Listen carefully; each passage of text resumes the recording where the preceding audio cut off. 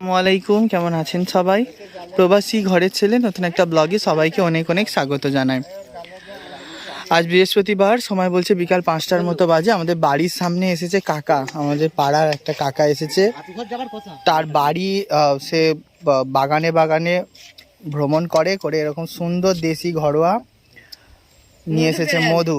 দেখেছেন কত সুন্দর? কই আমার হাতে একটু দেখাও তো। কি দেখবে? একটুখানি, বেশি না।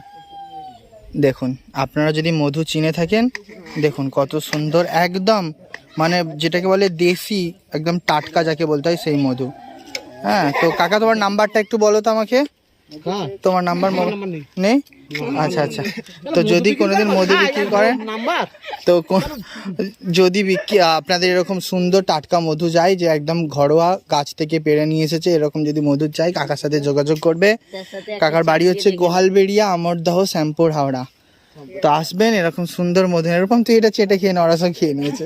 চেটে নে। ঠিক আছে, চলুন তাহলে। গ্যারান্টি তুমি 1 বছর পর ফের দেখা করবে আমার সাথে। 1 বছর পর আমার সাথে দেখা করবে। খাঁটি মাল